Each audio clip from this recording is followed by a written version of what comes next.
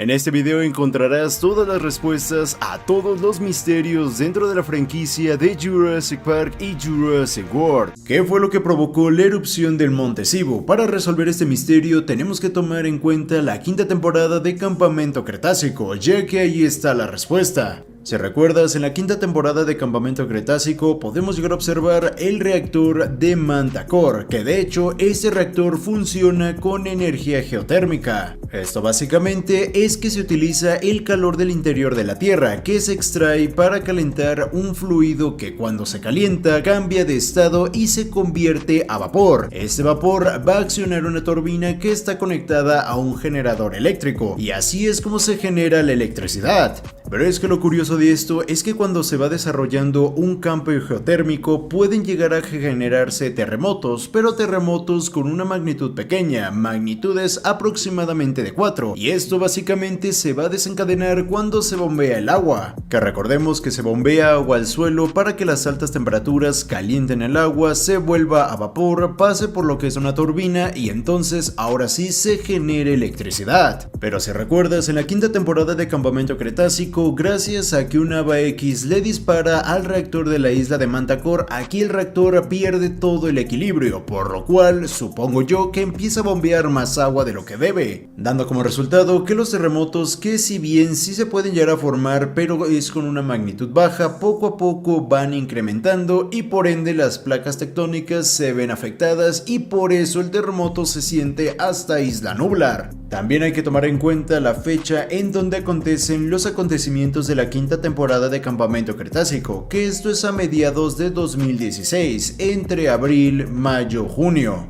Y gracias a la información que podemos obtener de la Dinosaur Protector Group, en febrero de 2017, el Instituto Costarricense de Vulcanología, con las iniciales CRIV, afirmó en su informe que de hecho el volcán ardía lentamente desde el centro. Textualmente menciona: un cambio en las placas tectónicas provocó réplicas menores en todo el lecho rocoso, creando una fisura relativamente pequeña que provocó un aumento de calor debajo del Monte Sibo. Pero oficialmente el volcán fue reclasificado como activo en septiembre del mismo año, después de que un helicóptero privado voló ilegalmente demasiado cerca de la isla y los pasajeros pudieron detectar varias rupturas de magma en la cima de la montaña. Así que no solamente es el hecho de que las fechas concuerdan bastante bien, sino que también la misma Dinosaur Protector Group te está dando la explicación que yo te di, por lo cual podríamos llegar a decir que los campistas provocaron la reactivación del Monte Sibo, que esto más adelante, en unos varios años, daría como resultado la erupción del Monte Sibo, y esto produciría los acontecimientos que llegamos a ver en Jurassic World Fallen Kingdom. Saludos queridos amigos jurásicos, yo les voy a traer dos misterios más resueltos, así que comencemos. ¿Por qué los dimetrodones se encontraban en las minas y no en el santuario de Biosyn? Si bien al inicio esto parece un misterio bastante difícil de responder, la verdad es que no, y es que la respuesta la podemos obtener en la página de Dino Tracker.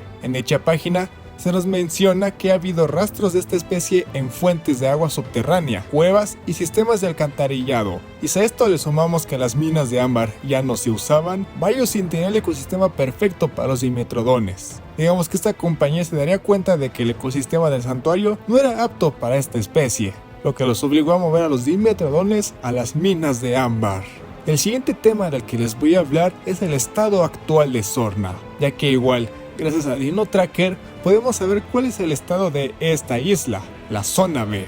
La isla está siendo supervisada por el gobierno de Costa Rica con la colaboración de otras empresas para contener y vigilar cualquier resto de dinosaurios. Y si bien podremos pensar que esto hace referencia a algún tipo de especie, esto se refiere más a los esqueletos. Además, hay que considerar que 13 empresas sacaron a los dinosaurios de esta isla, aunque quién sabe, puede que aún algún pequeño dinosaurio siga por ahí.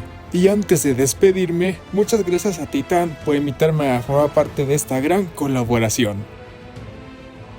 ¿Cuál era el número de especies totales que se encontraban en Jurassic World? Desafortunadamente dudo que este misterio pueda llegar a tener una respuesta oficial, pero aún así vamos a tratar de darle una respuesta. Ahora bien, podemos hacer una aproximación, que sería contando todos los dinosaurios que se nos muestra en la lista de Dinosaur Protector Group. Además, también le tenemos que añadir las especies que se encuentran en el holoscopio de Jurassic World. Pero es que a este listado también le tenemos que agregar las nuevas especies que se nos presentaron en Campamento Cretácico, o sea la Tarbosaurus, Ouranosaurus y Monolophosaurus, y también hay que agregar al Deinosuchus. Esto dándonos un resultado de 48 especies en total, pero entonces aquí hay algunas aclaraciones que tengo que hacer, porque si recordamos, en el holoscopio de Jurassic World se encuentra el Spinosaurus, Corythosaurus y otras especies más. En el caso de lo que es el Spinosaurus y el Corythosaurus, yo siento que sí puede llegar a haber la posibilidad de que hayan estado en Jurassic World, ya que si recordamos también se encontraban Ceratosaurus, que de hecho en el caso del Spinosaurus hay varias pruebas que nos indican que sí pudo haber existido un Spinosaurus completamente diferente al que llegamos a ver en Jurassic Park 3. Si quieres ver ese misterio te lo voy a dejar en la descripción para que lo vayas a ver cuando termine este video. Pero entonces, ¿qué pasa con todas las otras especies que si bien aparecen en el holoscopio, como por ejemplo el Plesiosaurus? Pues no hay mucha información sobre si estaba en Jurassic World. Para esto quiero que recuerdes algo muy importante que ya te había comentado en videos anteriores, y es que en algún fragmento de Jurassic World podemos ver el holograma de Blue, pero si recuerdas, la Raptor Squad, obviamente Blue, no estaba disponible para que los visitantes la pudieran ver. De hecho, esa era otra fracción completamente aparte de Jurassic World.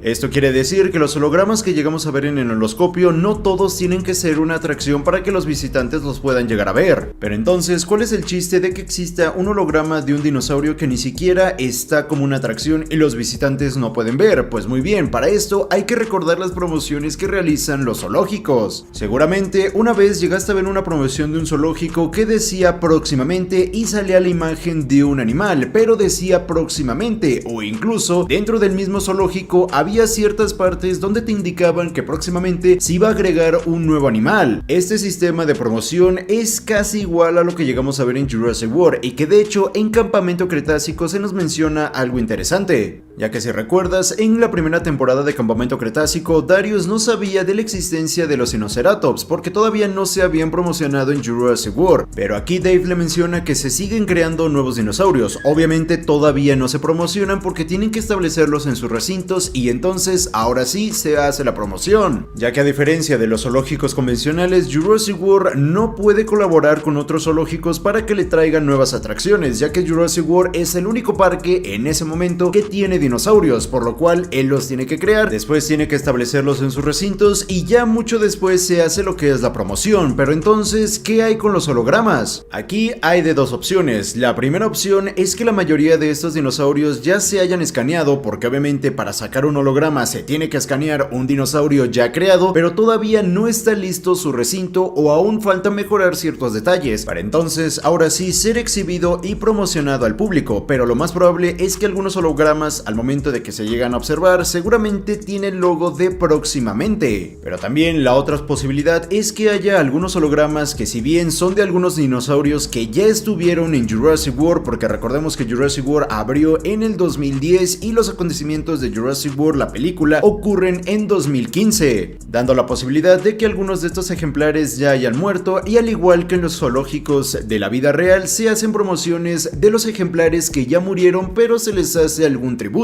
En el caso de los zoológicos convencionales se les coloca una estatua o alguna imagen, y en el caso de Jurassic World pues simplemente se conserva su holograma. Muy buenas a todos, queridos visitantes, Titan Lovers o como se hagan llamar ustedes.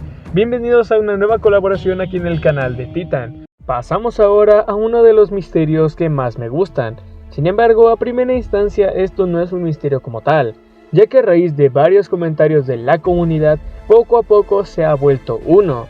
En este caso estamos hablando sobre si el Tyrannosaurus Rex que vemos al final de la primera temporada de Chaos Theory es Comelona Grande. Esto se cree debido a que en el idioma latino se menciona que claramente este tiranosaurio no es Comelona Grande.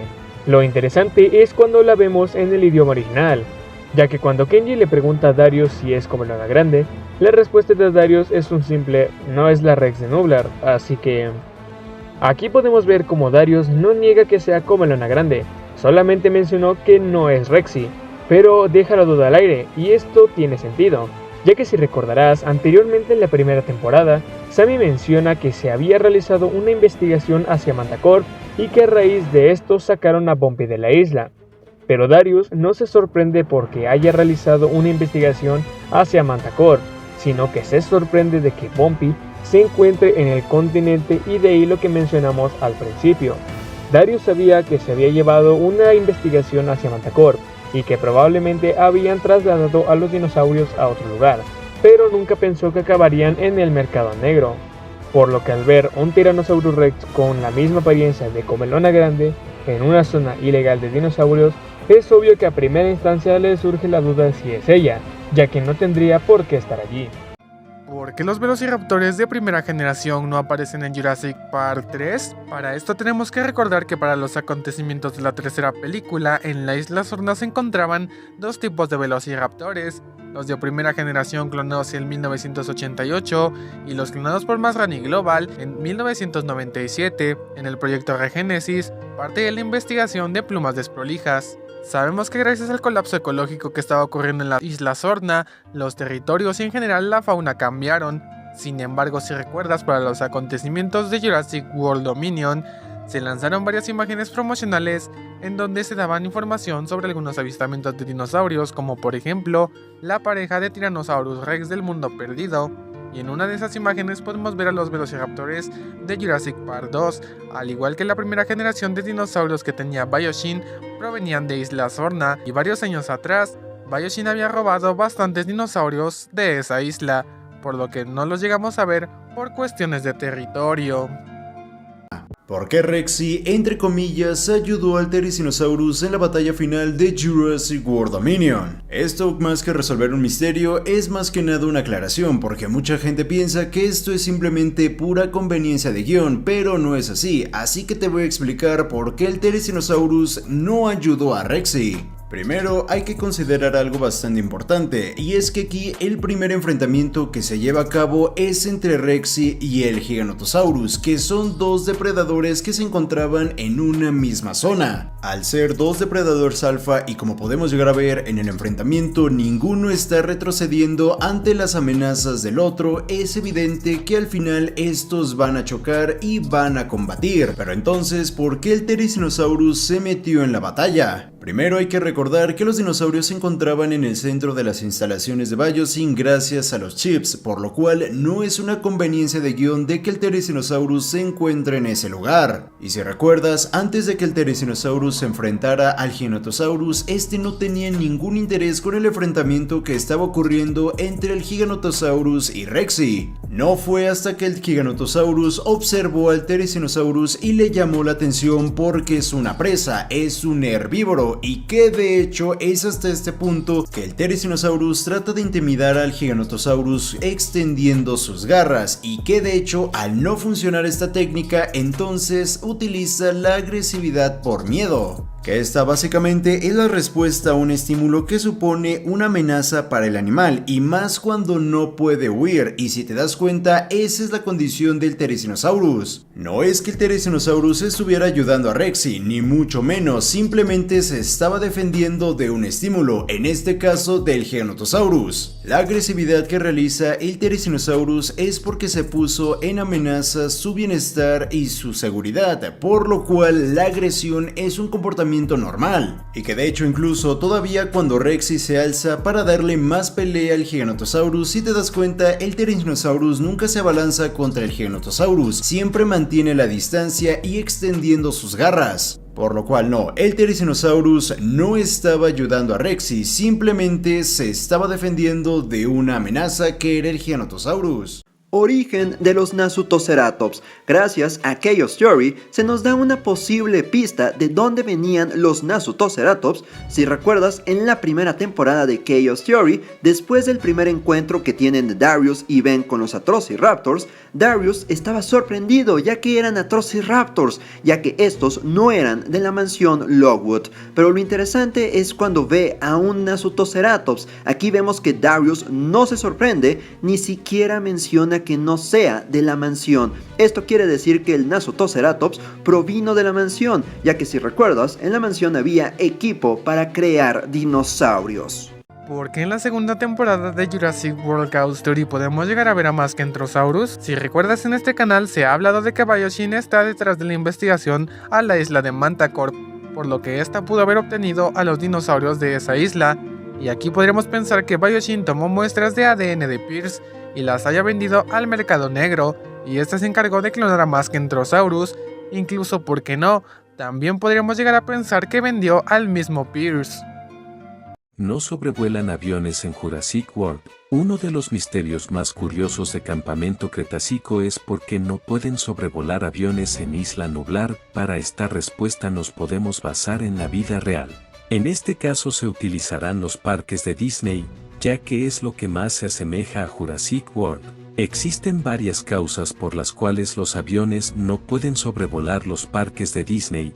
La primera es porque hay personas malas que pueden hacer cosas malas en los parques. No se puede entrar más a detalles sobre esta causa y se utiliza este lenguaje, ya que YouTube es un poco sensible con estos temas. Sin embargo, creo que se da a entender a qué nos referimos. La segunda es que los parques de Disney no utilizan publicidad aérea, que de hecho esto también se asemeja a Jurassic World, ya que en ningún momento podemos ver alguna publicidad de este estilo. Esto se debe principalmente por la protección de los visitantes y en el caso de Jurassic World también por las atracciones. Hola, soy Socomismo y es un gran honor colaborar con varios JurassicTubers. Y agradezco mucho a Maddox y a Titan HD72 por invitarme a esta gran colaboración.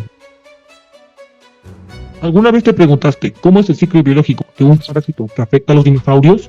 Pues si es así, hoy te explicaré el ciclo biológico de los anquilostomas. Gracias a la información que se nos da en la página de la Dinosaur Protection Group, sabemos que los dinosaurios pueden sufrir de anquilostomiasis, enfermedad que puede propagarse a través de excrementos o alimentos. Te voy a explicar el ciclo general, porque desafortunadamente no se nos da el nombre de la especie. Primero, la larva inmadura emerge del huevo, penetra la piel del hospedero y se puede quedar en el músculo. Aunque otra puerta de entrada es que el hospedero ingiera las larvas. Algunas de estas se dirigen al intestino, en donde se terminan de desarrollar y empiezan a producir huevecillos, y son expulsados por el hospedero para que así continúe el ciclo. La mejor forma de prevenir a estos parásitos es tener una buena higiene ambiental. Si se detecta un solo caso de parásito en un grupo, todos los ejemplares deben ser tratados. Una vez los parásitos hayan sido eliminados de los animales, debe tratarse su hábitat para que la infección no vuelva a aparecer.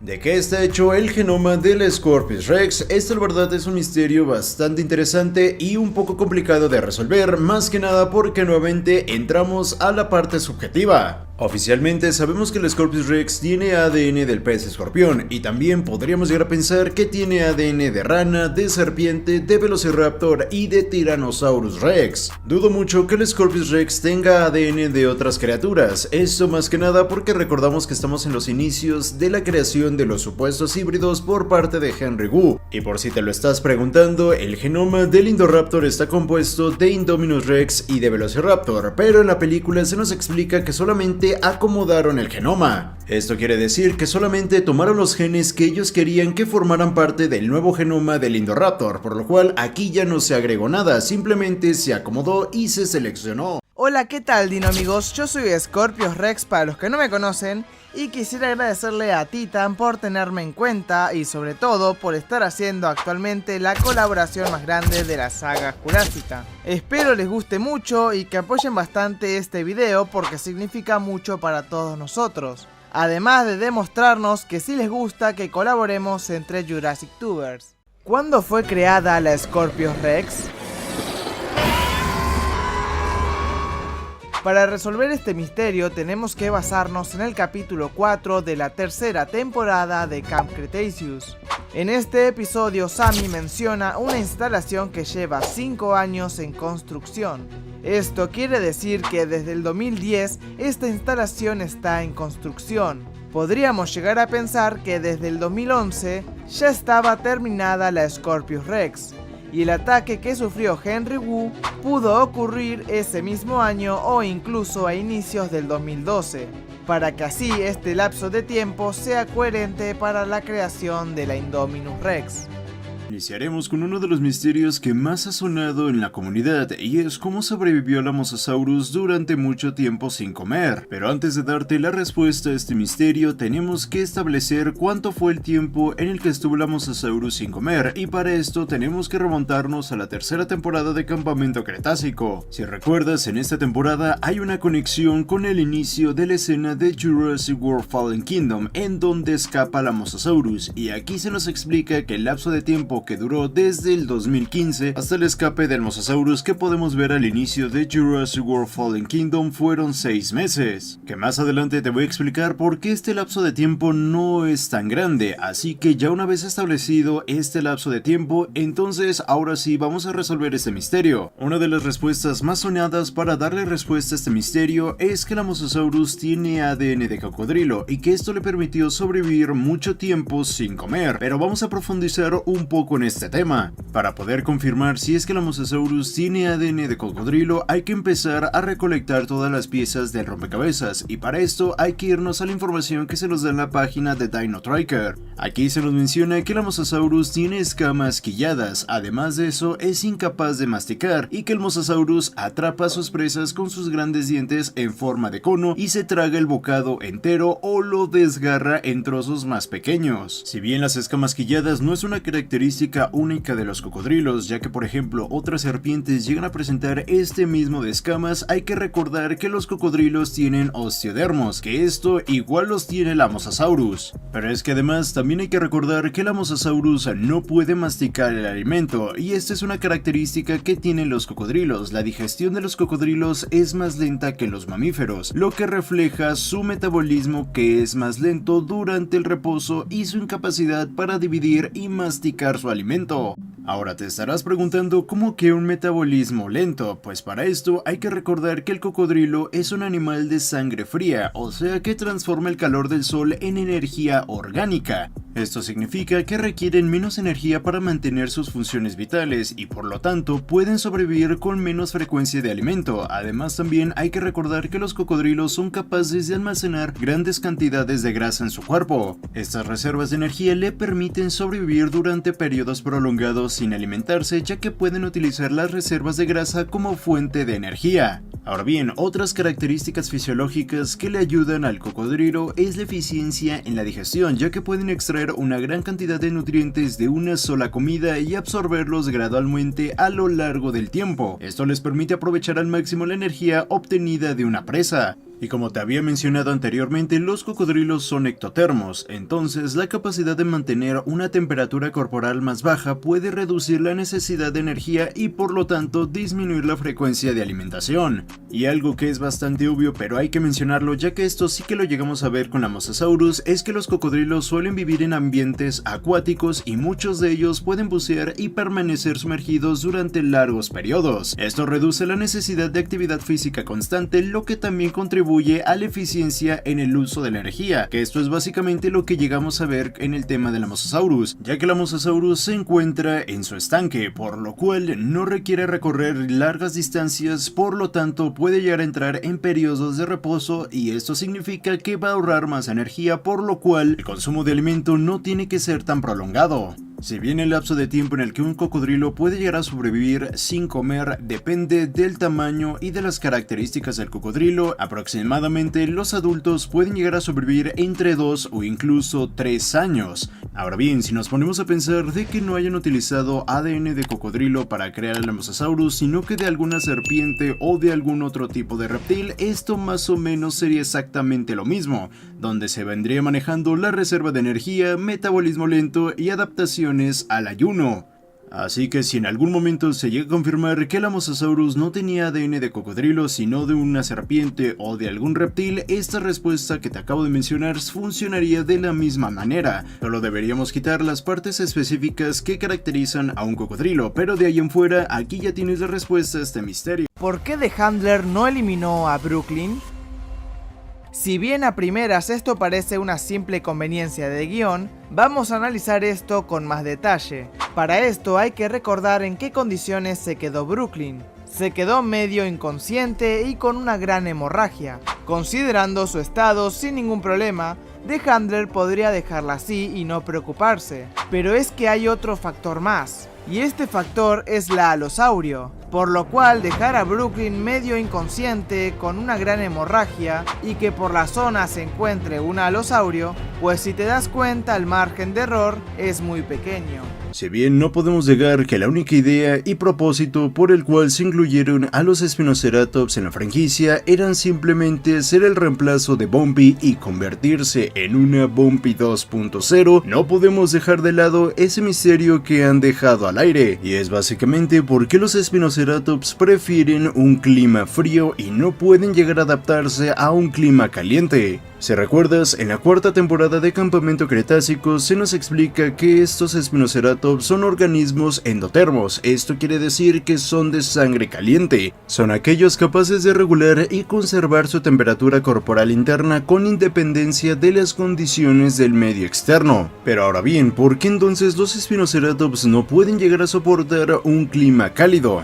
Hay varias razones por las cuales los Spinoceratops no pueden llegar a adaptarse a un clima cálido, y esto pudiera ser por la regulación térmica específica. Los animales adaptados al frío han desarrollado características físicas y comportamentales para conservar el calor en ambientes fríos. Esto puede incluir pelaje denso, capas de grasa, extremidades cortas para minimizar la pérdida de calor y comportamientos como la búsqueda de refugio en madrigueras. Estas adaptaciones están diseñadas para mantener el calor corporal en condiciones frías, pero pueden volverse ineficaces o incluso contraproducentes en ambientes cálidos. Y es que esto lo podríamos llegar a ver con el tema de los Spinoceratops y su vela, ya que esta vela podría llegar a darles esa regulación de temperatura, por lo cual en temperaturas más elevadas esto podría llegar a ser contraproducente. Y es que esto se conectaría con el segundo punto que tiene que ver con las limitaciones fisiológicas. Los animales adaptados al frío pueden tener sistemas fisiológicos que funcionan óptimamente en temperaturas bajas. Por lo tanto, si llega a haber un cambio de temperatura, estos sistemas fisiológicos puede ser que no funcionen muy bien y que incluso, llegando a un extremo, podrían llegar a producir un estrés térmico. Y es que los animales adaptados al frío pueden experimentar estrés térmico cuando se enfrentan a temperaturas más cálidas de lo que están acostumbrados. Esto puede provocar deshidratación, agotamiento por calor y otros problemas de salud, que de hecho lo que sí llegamos a ver con el caso de los Spinoceratops es agotamiento por calor. ¿Por qué no utilizaron al ceratosaurio en la batalla final de la quinta temporada de Camp Cretaceous? Para esto debemos recordar la ubicación del ceratosaurio, ya que este se encontraba en la enfermería, y no puede estar ahí simplemente porque sí. Seguramente estaba enfermo, y si recuerdas, en ese momento se debía hacer la presentación de los chips y el funcionamiento de los mismos, por los que se iban a ejemplares grandes como el Tyrannosaurus Rex o el Spinosaurus, pero también eligieron a los velociraptores, básicamente eligieron los carnívoros, algo que de manera natural llama mucho más la atención. Y si recordamos, Daniel Cohn era muy estricto respecto a la presentación del producto, por lo que no se le podía colocar un chip a un dinosaurio que no estuviera al 100% de sus capacidades, ya que esto influye en la presentación del producto y el mismo estaría limitado por el mismo dinosaurio, de ahí que no se le colocó un chip. Además, los campistas destruyeron los chips que quedaban, por eso no apareció en la batalla final. Y si te preguntas qué pasó con el ceratosaurio, lo más probable es que se haya restablecido su salud y se haya colocado en un bioma. Si recuerdas, en la segunda temporada de Chaos Theory, en el laboratorio subterráneo de Santos, podemos ver un feto del Listrosaurio. ¿Pero de dónde viene? Si recuerdas el diálogo del genetista Dr. Sarr, él nos dice que no crea los dinosaurios y que solo los clonan. Lo que quiere decir que para que crease a ese Lystrosaurus debió haber una muestra de ADN de otro ejemplar, para que así lo pudiera clonar. Hasta el momento, Biofilm era la única empresa que creaba criaturas 100% puras, por lo que directamente nos confirma que Biofilm fue el responsable de la creación del Lystrosaurus. El tema de los híbridos dentro de la franquicia es un tema bastante curioso, ya que se toma entre muchas pinzas, porque como tal no son híbridos, pero ¿se podrían llegar a dar híbridos naturales dentro de la franquicia? Ahora bien, para resolver este misterio, primero hay que recurrir a la definición de un híbrido, y es que un híbrido es el resultado de la reproducción entre dos especies diferentes, Pero para que se pueda llegar a dar un híbrido, las dos especies tienen que estar cercamente emparentadas, haciendo posible un intercambio genético. Ahora bien, en la naturaleza pueden llegar a ocurrir estos híbridos. La respuesta es que sí, y es que de hecho esto ya lo estamos viendo a día de hoy. Y es que las razones por las que se puede llegar a dar un híbrido en vida silvestre es que cuando las especies compatibles comparten un mismo hábitat, esto puede llegar a producir un híbrido, o incluso también por un cambio climático. Y es que por el cambio climático están ocurriendo varias hibridaciones. Por cambios en la temperatura, especies han cambiado su temporada de reproducción hasta coincidir con otras especies. O también puede haber traslape por la movilización de especies a otros lugares donde antes no existían. Y es que un ejemplo de esto tenemos el oso glorar, que es la cruza entre el oso polar y el oso pardo. Esto ocurrió en vida silvestre como resultado del cambio climático que empujó a los osos polares más hacia el sur, encontrándose con el oso pardo. Otro ejemplo es el cebrazno, que es un híbrido entre una cebra y un asno, y que de hecho este cruce de animales sí que se ha llegado a ver de forma natural en las sabanas de África, donde ambas especies pueden llegar a convivir.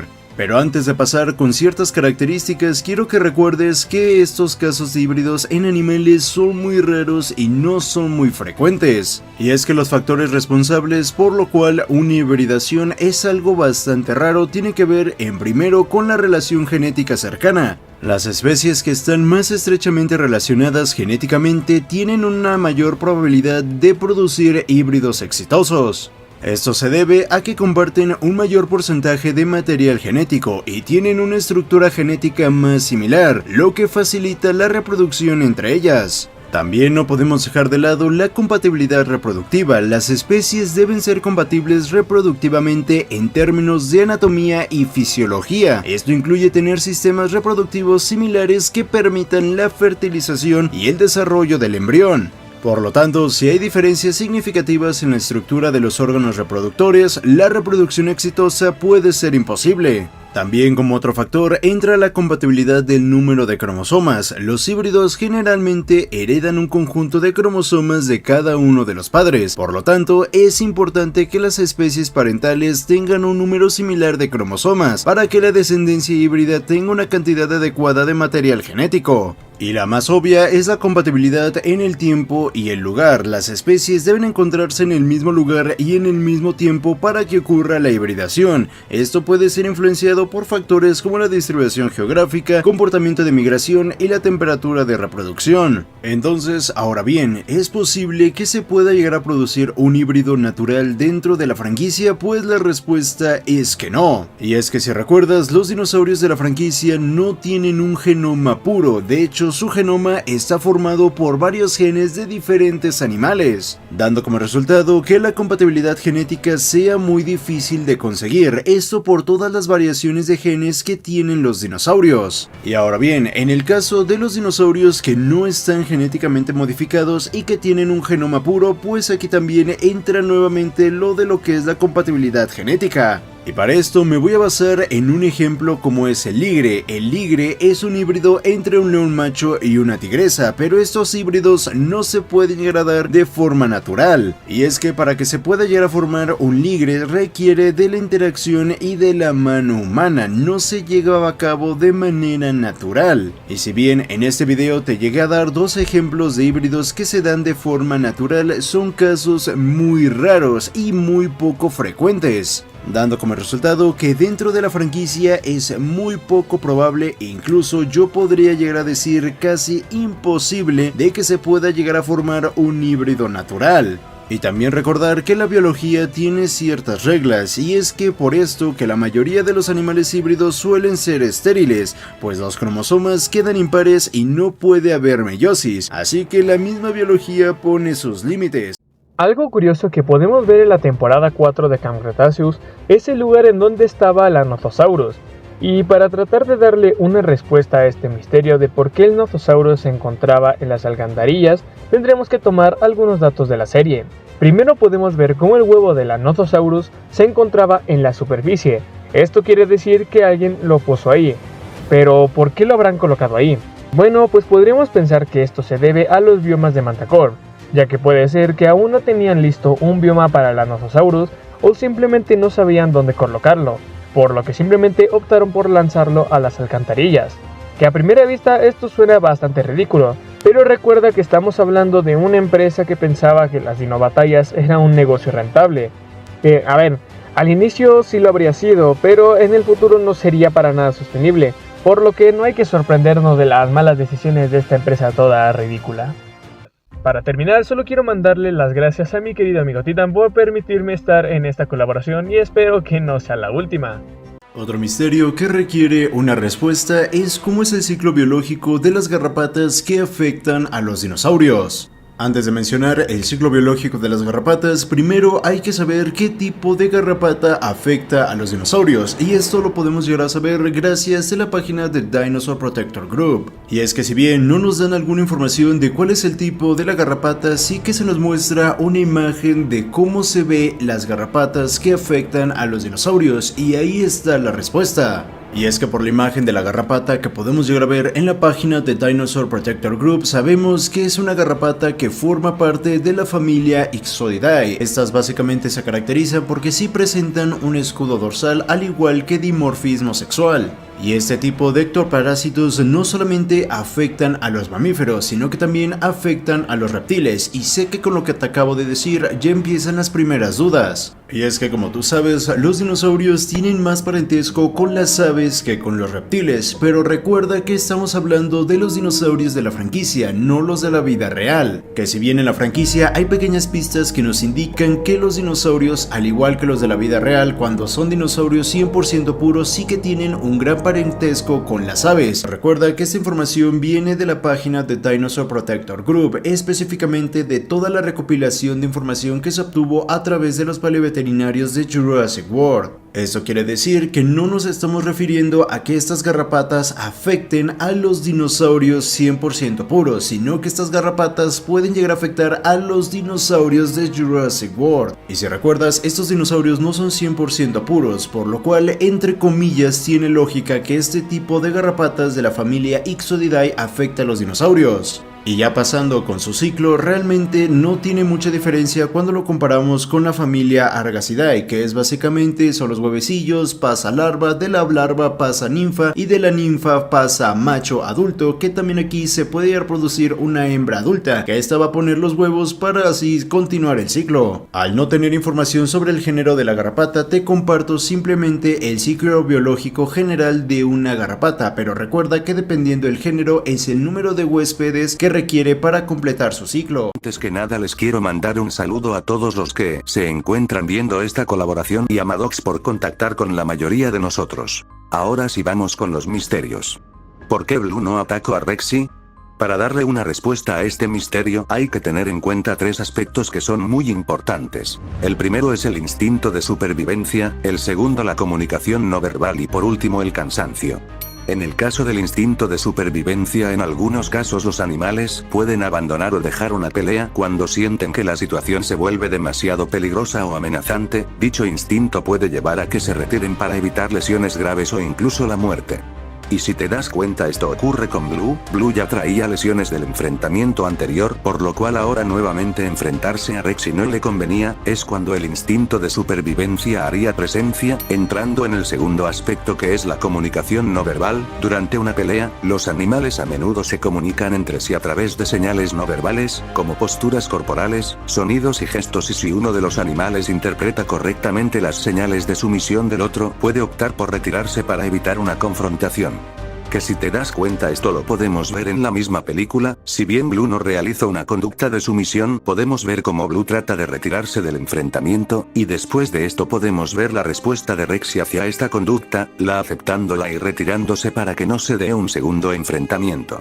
Y por último tenemos el cansancio. En algunas peleas el agotamiento puede ser un factor importante. Si el animal agresor se cansa, puede decidirse por abandonar la persecución para conservar energía, y si bien en este aspecto ninguno de los dos dinosaurios que están presentes fue el agresor, es evidente que ambos dinosaurios perdieron bastante energía con el enfrentamiento anterior.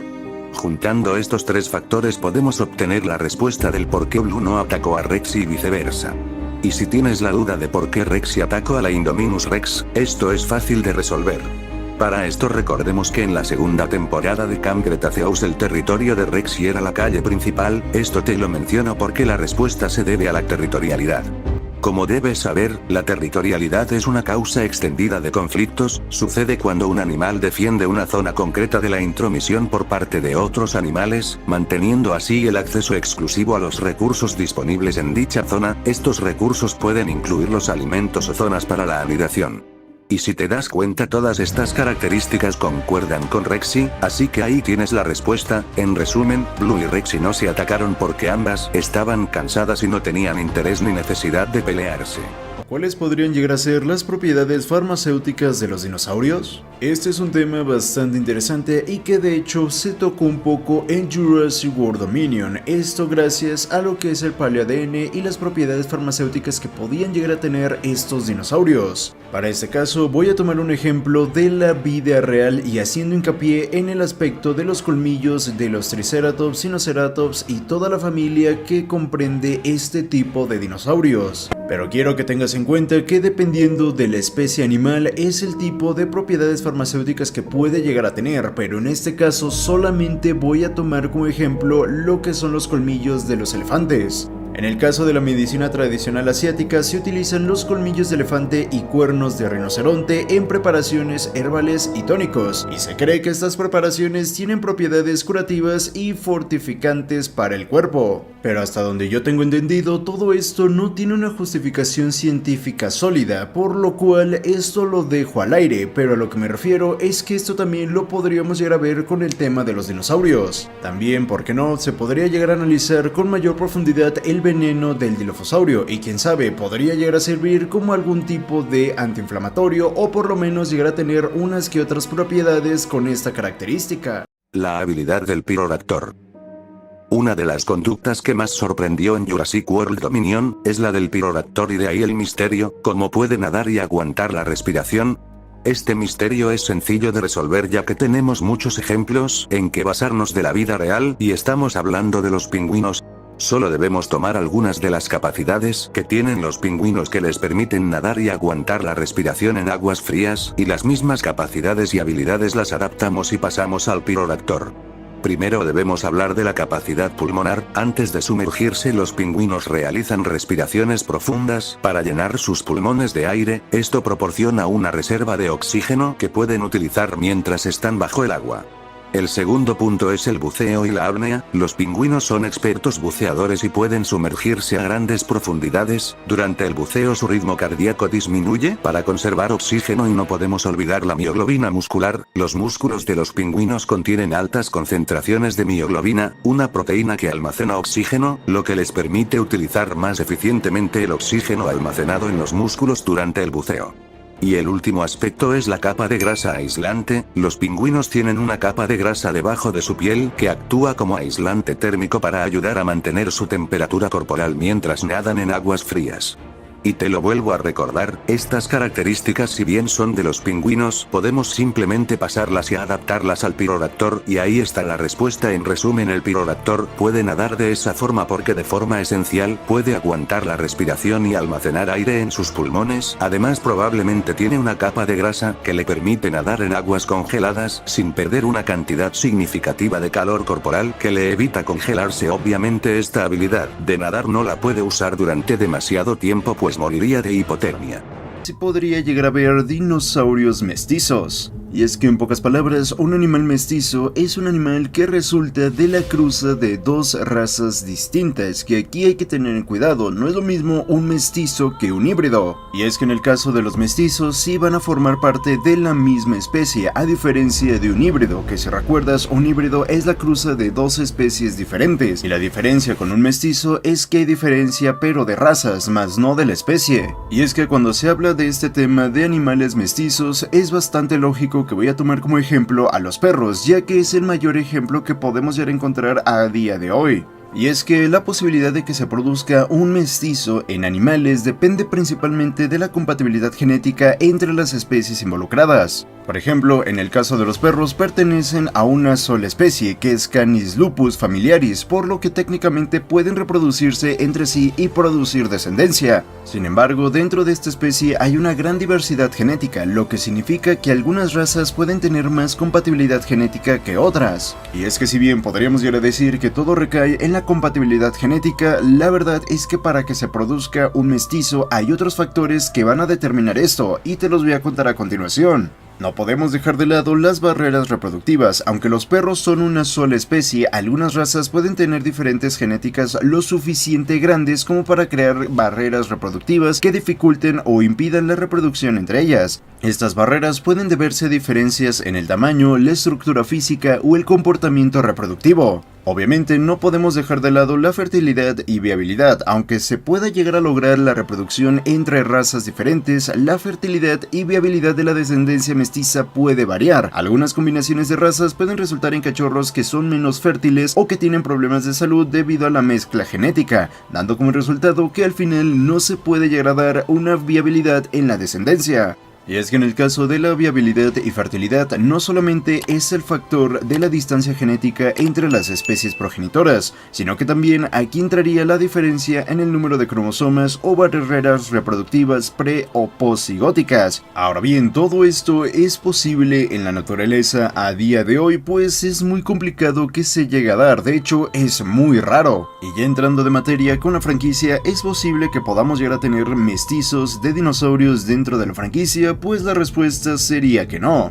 Si bien hay algunos factores que pueden llegar a favorecer que se pueda llegar a dar algún tipo de mestizaje, como por ejemplo el tamaño o la estructura física, que eso no sería tanto un impedimento, como por ejemplo en el caso de los Parasaurolophus. Esto entre los dos Parasaurolophus que llegamos a ver entre Fallen Kingdom y los Parasaurolophus de Dominion, pues siento que no habría tanto problema basándome en el tamaño y en la estructura física para que se pudiera llegar a dar algún tipo de mestizo, y que de hecho otro ejemplo más claro son los Velociraptors. Y es que si recuerdas, los Velociraptors de la franquicia no varían mucho en lo que es su tamaño y estructura física, y que de hecho aquí nos sirve para dar otro ejemplo, que sería la cruza entre perro y lobo. Y es que si bien sí que puede llegar a darse una cruza entre perro y lobo, y me refiero a un perro doméstico Canis lupus familiaris con un lobo que es Canis lupus, pues recordemos que también, si bien hay una compatibilidad genética, también hay una gran parte de su material genético que es completamente diferente. Por lo cual, para que este tipo de mestizo se pueda llegar a producir, depende mucho del tipo de raza de perro y también depende de la compatibilidad genética. Y si te lo preguntas, no, este tipo de cruza entre perro y lobo no se da de manera natural, solamente se produce en entornos controlados por humanos. Y ya si nos centramos dentro de la franquicia, podríamos llegar a decir que tenemos 4 razas, entre comillas, de Velociraptors: los de Jurassic Park, los de Jurassic Park 2, los de Jurassic Park 3 y los de Jurassic World. Ahora bien, si bien no hay una gran diferencia en lo que es el tamaño y la estructura física, aquí nuevamente el problema sería la compatibilidad genética, y mucho más con el tema de los Velociraptors de Jurassic Park 3. Y es que si recuerdas, el genoma de los Velociraptors de Jurassic Park 3 es más puro que con los otros Velociraptors, por lo cual aquí está el claro ejemplo entre la cruza de perro y lobo. De manera natural no se podría llegar a dar esta cruza entre Velociraptors, pero puede ser que ya con la interacción humana sí que se puede llegar a dar este tipo de cruza y obtener un mestizo. Y en el caso de otro tipo de Velociraptors, como por ejemplo los de Jurassic Park 2 con los de Jurassic World, aquí sí que se podría llegar a dar siempre y cuando la compatibilidad genética lo permita. Y para ya dar una respuesta definitiva, la respuesta sería que no se podrían llegar a dar mestizos de dinosaurios dentro de la franquicia, y si bien puede ser que haya uno que otro caso, serían casos muy aislados y muy raros de ver.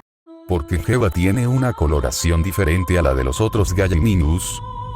Dentro de la franquicia, si bien podríamos pensar que se trata de un simple cambio de diseño y no más, también podríamos irnos por otro apartado, que en este caso sería algún tipo de melanismo. Básicamente es un exceso de melanina que provoca el oscurecimiento de piel, ya que si vemos Jeva mantiene el mismo patrón de colores que los otros Galliminus, solamente que es más oscuro, aunque también podríamos estar hablando de un dimorfismo sexual, en donde los machos presentan una coloración más oscura. ¿Por qué Comelona grande llega a tener una coloración muy parecida a la de un tiranosaurio rex macho? Para esto hay que recordar un poco el dimorfismo sexual de los tiranosaurios rex, pero esto lo tocaré de manera muy superficial, simplemente dando el ejemplo que podemos llegar a ver con la pareja de tiranosaurios rex. En el caso del tiranosaurio macho, que es Bok, como sabemos tiene unas tonalidades más fuertes y que de hecho específicamente tiene una coloración más verdosa, mientras que en el caso de Doe tiene una coloración más clara, como un café claro.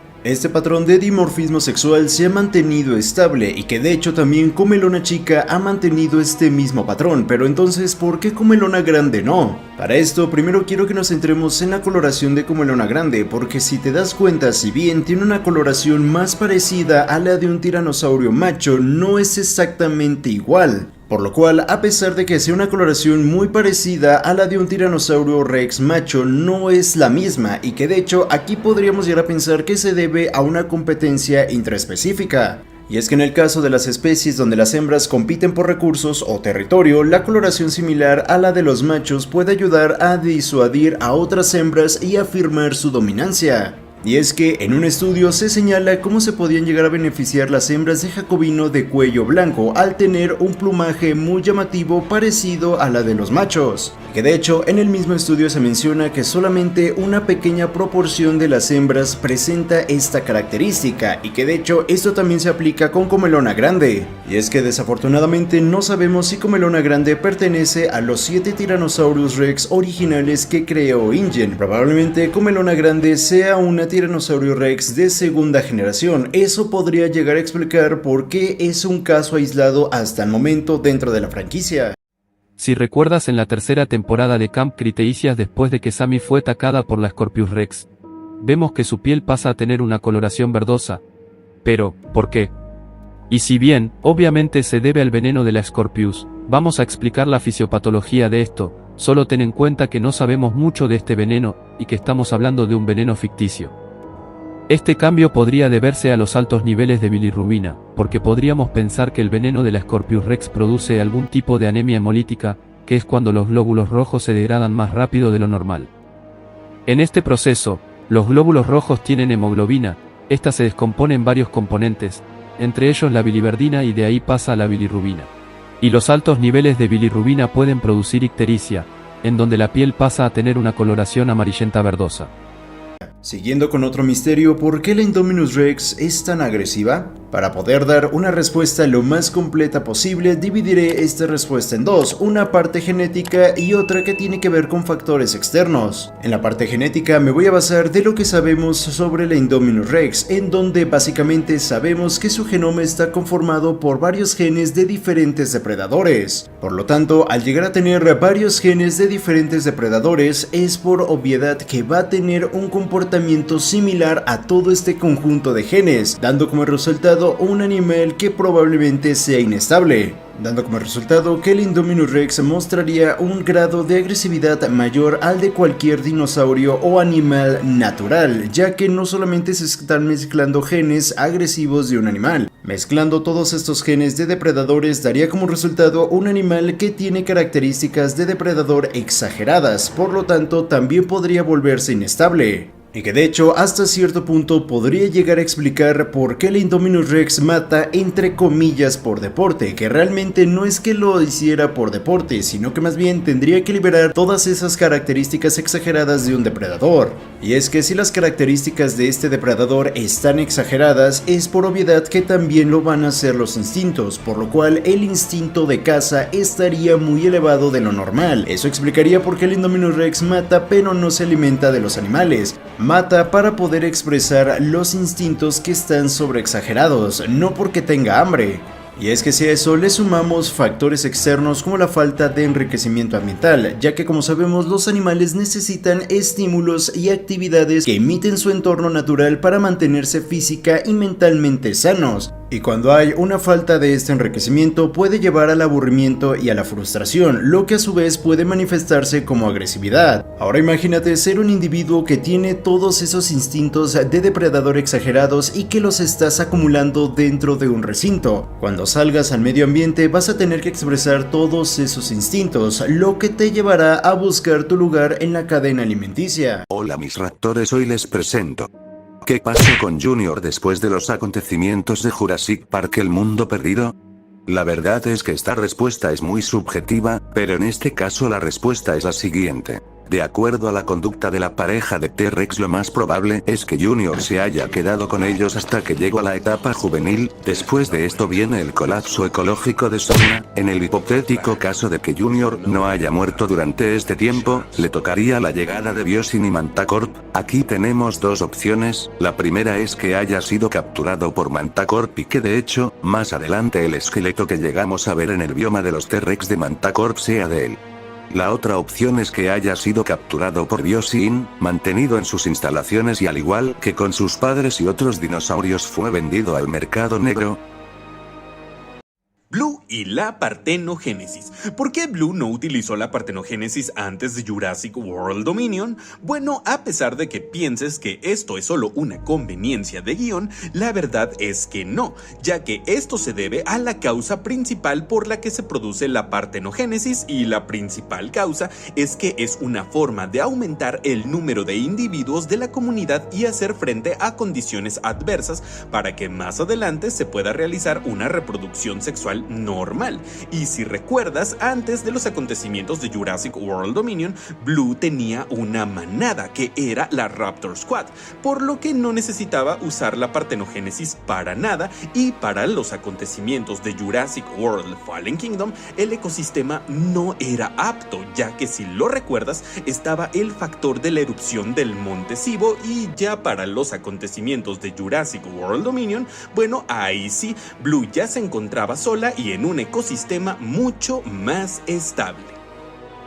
¿Qué problemas pudieron llegar a presentar los dinosaurios cuando se llevó a cabo la captura y traslado de Isla Sorna a Isla Nublar? Para darle una respuesta a esta pregunta voy a dividir esta respuesta en tres. Primero te voy a mencionar los problemas, segundo te voy a decir qué pueden llegar a causar estos problemas y por último te voy a dar las soluciones. El primer problema, y que de hecho es el más obvio, es la modificación del entorno físico y social, que de hecho esto va a producir cambios en la expresión de patrones de conducta propios de cada especie, dando como resultado que el animal no puede habituarse a un medio artificial. Una vez mencionados los problemas que podrían llegar a producir, pues entre esto tenemos los trastornos de la conducta. Lo primero que se llega a presentar cuando hay un trastorno de la conducta es una estereotipia, que si recuerdas, una estereotipia es una conducta que no tiene un objetivo. En animales es la única forma de salir del aburrimiento. También se podrían llegar a presentar conductas redirigidas, que estas no solamente serían al propio individuo, sino que también a otros individuos o incluso al medio ambiente. Algunos ejemplos tenemos la agresión dirigida a un objeto. Un animal frustrado o enojado puede redirigir su agresión hacia objetos inanimados. Entre estas podríamos llegar a tener como por ejemplo morder o golpear la reja del recinto. También podríamos llegar a encontrar vocalizaciones excesivas. En situaciones de estrés o ansiedad, un animal puede vocalizar de manera excesiva. Teniendo en cuenta todo esto, ¿qué se debe de hacer? Primero se tienen que dar requerimientos biológicos, que básicamente es cualquier requerimiento que un animal debe satisfacer. Y para esto se tienen que entender los patrones básicos de la conducta y los sistemas emocionales de los animales, en donde entraría la exploración, sintiencia, actividades y conducta parental. Por lo cual, si podemos llegar a comprender los sistemas emocionales de los animales, nos permite identificar conductas normales y anormales, y así poder incrementar el bienestar animal. Hola a todos, ¿cómo están? Soy T-Rex Troyer y vengo a colaborar junto a mis colegas Jurassic Tubers. Porque la Indominus Rex presentó actos de canibalismo. En la película de Jurassic World del 2015, se nos había planteado de que crearon a dos ejemplares de T-Rex pero una se comió a la otra, lo que quiere decir que este gigante híbrido es caníbal, pero ¿por qué?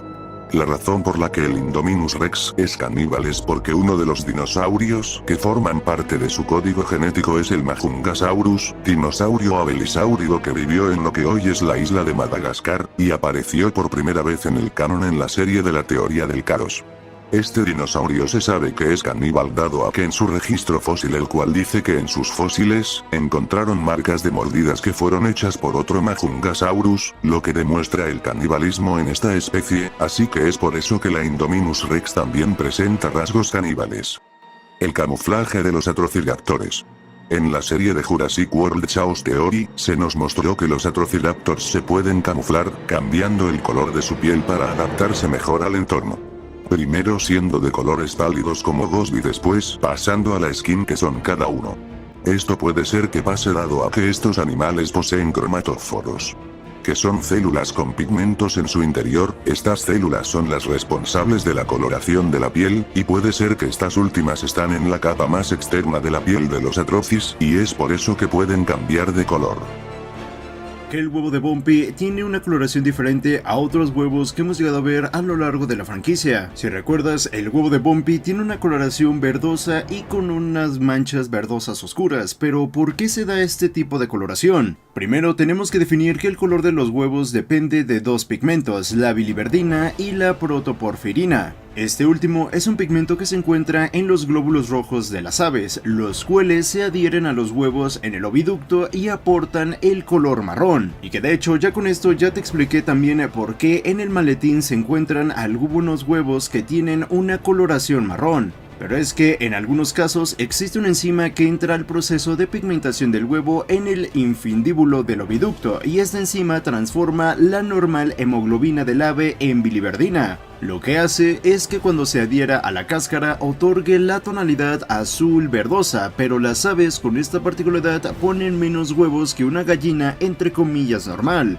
Y las razas de gallinas que presentan esto son las Araucanas de Chile y las Doxycian y Lushu de China. ¿Y por qué podemos llegar a ver algunos huevos con manchas? Pues este color de huevo se ve sobre todo en las codornices. Estas manchas color café, amarronadas u olivas se deben a la acumulación específica de la protoporfirina en su oviducto. Sistema de apareamiento en T-Rex. El sistema de apareamiento que tiene la pareja de T-Rex en JP2 es la monogamia. Este es un sistema en donde se forman parejas estables. El macho colabora con el cuidado de la progenie y protege a las crías y a la hembra de depredadores y agresiones de coespecíficos. Además, el macho solamente accede a una hembra cuando es fértil, y este sistema se ve en el 90% de las aves. Major Caníbal. Si bien en la segunda temporada de Chaos Theory se nos menciona que los Majungasaurus son caníbales, ¿por qué se da esto? En este caso solo nos centraremos en las circunstancias de Major, y esto podría ser por la escasez de recursos, competencia entre individuos y el mismo estrés que sufrió dentro de su contenedor. Un misterio que ha surgido dentro de la comunidad es si InGen es dueño de las demás islas.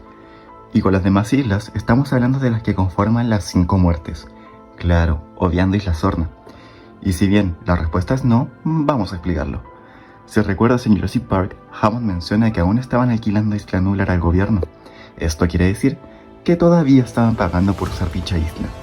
Respecto a Sorna, no hay información si todavía la estaban alquilando o la habían comprado, pero podremos pensar que ya la habían comprado. Independientemente si InGen había comprado Sorna o no al gobierno, esto no afecta la respuesta. Al igual que debemos recordar que en ningún momento se nos da un detalle o explicación que nos diga que InGen tiene más islas bajo su poder, y esto se debe al factor del dinero.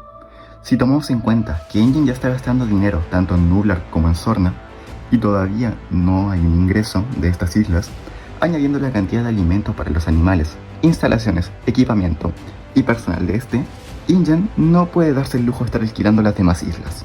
Uno de los principales misterios que surge a raíz de la segunda temporada es qué ocurrió con la DVCP y también con el departamento de pesca y fauna, ya que si recuerdas, en Jurassic World Dominion se nos presenta un departamento completamente diferente al que podemos llegar a ver en Jurassic World Call of Duty, que en este caso sería el departamento de pesca y fauna. Pero ¿por qué el cambio? Para poder resolver esta pregunta, primero tenemos que recordar algunos datos de la DVCP. En primera instancia, recordemos que la DVCP es una organización global que publica informes informes actualizados sobre encuentros con dinosaurios. Aquí lo primero que tienes que tener en cuenta es que la DVCP es una organización global, no solamente se encuentra en Estados Unidos, ni mucho menos depende de este gobierno. También hay que recordar que si bien esta es una organización global, en Estados Unidos se encuentran diferentes localizaciones en donde esta organización puede llegar a trabajar, como lo podemos llegar a ver en Call of Duty en el caso de Cabrera, ya que si recuerdas, Cabrera era el líder de la zona regional en donde él se encontraba, y por ende si existe un líder también tiene que haber una oficina, pero ojo, una oficina solamente de esa zona regional. Y el último dato que tienes que recordar de la DVCP es que esta se formó en 2019, un año después de los acontecimientos de Jurassic World Fallen Kingdom, cuando los dinosaurios empezaron a expandirse en todo el mundo.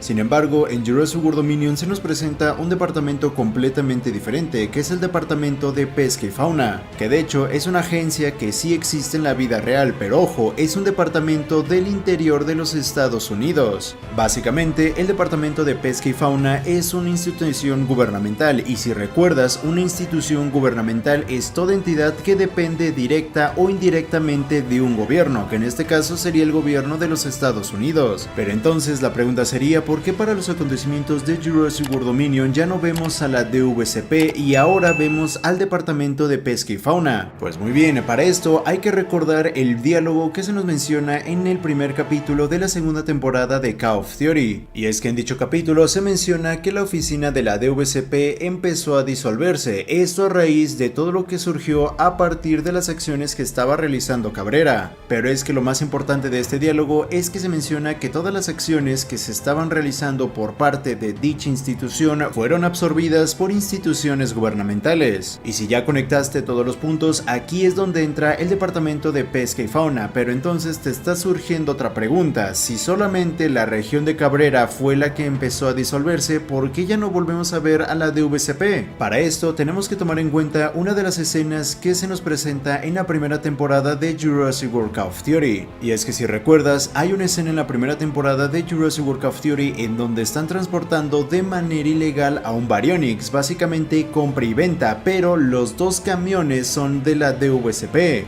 y obviamente Cabrera no se estaría comprando y vendiendo el mismo Baryonyx. Esto quiere decir que si bien uno de los camiones iba para la zona regional de Cabrera, el otro era de otra zona regional de la DVCP. Esto quiere decir que después de los acontecimientos de Cabrera, no solamente se empezó a investigar la misma zona regional donde él era el líder, sino que se empezó a investigar a toda la DVCP que se encontraba en los Estados Unidos, y que de hecho esto se confirma con el diálogo del primer capítulo de la segunda temporada, porque más adelante se nos menciona que se están investigando a todos los dinosaurios desaparecidos que estaban siendo cuidados por dicha institución. De ahí que para los acontecimientos de Jurassic World Dominion ya no vemos a la DVCP, sino que ahora vemos al departamento de pesca y fauna, porque ahora ellos son los encargados de cuidar a los dinosaurios, darles tratado médico y después llevarlos al santuario de Biosyn. Comportamiento del Cera. Si recuerdas la escena del ceratosaurio en Jurassic Park 3, la misma película quiere darle un tono humorístico, pero hay un gran trasfondo en esta escena, y es que todo esto se debe a las feromonas. Las feromonas son sustancias secretadas en el ambiente por un individuo y percibidas por otro, en el que se produce una respuesta fisiológica o conducta específica. Y en este caso, para la escena, las feromonas se encuentran en las heces del espinosaurio. Pero entonces, ¿por qué el ceratosaurio se acercó a las heces? Pues bien, esto se debe a la identificación de individuos, obtención de información del entorno y reconocimiento de algún depredador. En el caso de la identificación de individuos, cada animal tiene un olor único y distintivo, y oler las heces de otros pueden permitir identificar a un individuo en específico. Respecto a la obtención de información del entorno, oler las heces de otros animales también pueden proporcionar información valiosa sobre el entorno, como la presencia de depredadores, disponibilidad de alimentos o la proximidad de individuos de la misma especie. Y por último, para el reconocimiento de depredadores, pueden reconocer las heces de los depredadores como una señal de advertencia para evitar áreas peligrosas. Y si te preguntas por qué el ceratosaurio no atacó a los protagonistas, esto podría deberse a que su olor fue tapado por el olor de las heces del espinosaurio, y recordemos que para esos momentos el espinosaurio era el depredador máximo y por eso el ceratosaurio se alejó de esa zona. Hola, yo soy Félix el Sinosauroterix y este no es mi canal. Bueno, antes de empezar le quería dar las gracias a Titan HD72 por dejarme participar en esta mega colaboración. Todo el fandom después de ver la tercera temporada de Jurassic World Camp Cretaceous, quedó con esta duda. ¿Por qué la Scorpius Rex actuaba de forma tranquila y luego se volvía agresiva sin razón? Si recuerdan, esta información fue dicha por Henry Wu en la grabación que ven Sammy y Brooklyn en la computadora de Wu. Aunque claro, es difícil dar una explicación profunda del comportamiento de la Scorpius, pues esta no es un animal real, por lo tanto no tenemos mucha información sobre su comportamiento. Y al no ser real, no tenemos un estudio etológico que nos... Esperen un momento. ¿Etológico? Ok, ¿en qué estaba? Ah, sí. Bueno, como la Scorpius no es un animal real, tampoco tenemos un estudio etológico para saber si este comportamiento es normal dentro de los parámetros normales de la criatura o no. Antes de empezar, aclaremos algo. La respuesta que te diré a continuación son parámetros muy generales y que pueden cambiar dependiendo del comportamiento de la especie. Con esto claro, empecemos. ¿No habías empezado ya? Este guión tiene una introducción larguísima. Una de las razones más obvias sería el miedo o que perciba una amenaza, pues los animales se vuelven agresivos cuando se sienten acorralados. Esto podría ser si el animal está en una situación estresante o si percibe algo o alguien como una amenaza para su integridad. Otra razón un poco más rebuscada serían cambios hormonales que esté sufriendo la Scorpius, cambios como los producidos en la temporada de reproducción. Estos cambios pueden alterar el comportamiento de un animal. Y vamos a centrarnos un momento en el género de la Scorpius. Teniendo en cuenta que la I-Rex era hembra y algunas pistas dadas en Camp Cretaceous, podemos asumir que la Scorpius Rex es hembra. Algo muy obvio, pero bueno. Al saber que es hembra podemos hablar del ciclo reproductivo. En este momento las hembras se vuelven más agresivas, especialmente si protegen su territorio. Esta agresividad es originada por los cambios hormonales que ocurren en esta etapa. Y si recordamos, después del ataque que sufrió Henry Wu, se mandó a congelar a la Scorpius.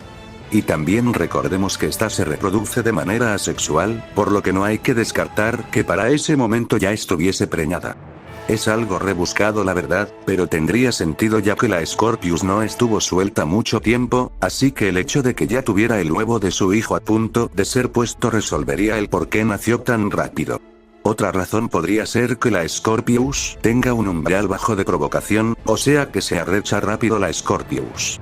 Básicamente los animales actuarán agresivamente ante cualquier provocación o amenaza realizada por otro individuo, haciendo que la Scorpius sea extremadamente agresiva hasta por el más insignificante estímulo.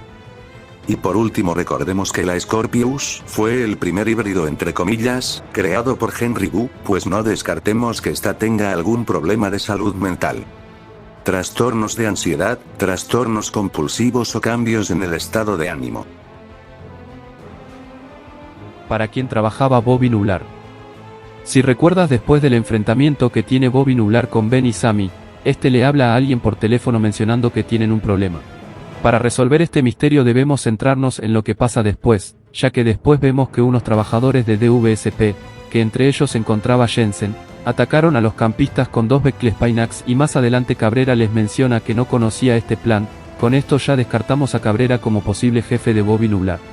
Y para que los trabajadores de la DVSP supieran exactamente a dónde se dirigían los campistas, alguien les debió de decir cuál era el posible rumbo que podrían seguir, y aquí es donde entra Bobby Nular, por lo que podríamos pensar que Bobby Nular trabajaba con Jensen, y si recuerdas, Jensen trabaja para Santos, así que ahí está la respuesta. ¿Qué estrategia reproductiva llevó a cabo la pareja de Tyrannosaurus? Para dar una respuesta, debemos analizar el comportamiento de la pareja, en primera instancia y lo que sabemos, Junior fue su única cría. Como segundo punto sabemos que la pareja tenía grandes comportamientos paternales, esto quiere decir que cuidaban y protegían mucho a Junior, tanto que invierten una gran cantidad de recursos en un solo descendiente, para aumentar su probabilidad de sobrevivir. Teniendo en cuenta estas características, la estrategia reproductiva sería la estrategia K, es propia de organismos de ambientes estables con una tasa de reproducción baja, que producen un pequeño número de crías a las que se les ofrecen cuidados paternos. Si bien esta estrategia puede ser exitosa, hace vulnerable a la especie pues depende de la suerte de un pequeño grupo de ejemplares, generalmente son especies de grandes dimensiones corporales, con edad prolongada y reproducción tardía, que desarrollan mecanismos defensivos y que suelen enfrentar competencia interespecífica. Algunos animales que utilizan esta estrategia son los elefantes, rinocerontes, jirafas y el ganado. En la segunda temporada de Chaos Theory podemos ver al Baryonyx leucístico, pero ¿por qué se produce el leucismo?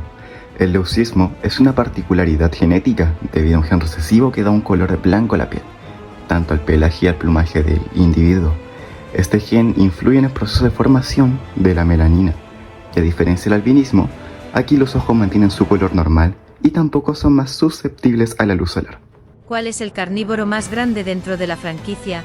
La confusión se debe a que Derias en Camp Cretaceous menciona que el espinosaurio es el carnívoro más grande que ha existido, pero después llega Alan Grant y otros personajes que nos mencionan que el giganotosaurio es el dinosaurio más grande que ha existido. Para resolver este misterio nos basaremos en aproximaciones, ya que hay que recordar que el tamaño de las criaturas dentro de la franquicia va cambiando de acuerdo a cómo le convenga a la escena. Comelona grande pesa 8.4 toneladas, la Tarbosaurio pesa 7.4, la Indominus Rex 10, Rexy varía entre 9.5 a 10.5, el Espinosaurio 10 y el Giganotosaurio 13.5 toneladas, por lo cual el dinosaurio carnívoro más grande de la franquicia hasta ahora es el Giga. Por obvias razones no se contó al Mosasaurio y recuerda, estas son solo aproximaciones. ¿Cómo los dinosaurios de primera generación de Jurassic Park pueden sobrevivir en el continente sin lisina? En la franquicia oficialmente sí tenemos una respuesta y la podemos ver en Jurassic Park 2, y si bien esta respuesta es correcta, ya cuando la trasladamos al continente solo se le agregan más factores pues el ecosistema es mucho más diverso, la lisina se encuentra en grandes cantidades dentro de proteínas animales al igual que en las leguminosas y algunas frutas. Muchas gracias a todos los Jurassic Tubers que formaron parte de esta mega colaboración y también gracias a Maddox por contactar con muchos de ellos. Si quieres saber más misterios resueltos dentro de la franquicia, te invito a ver la primera parte que la podrás encontrar aquí.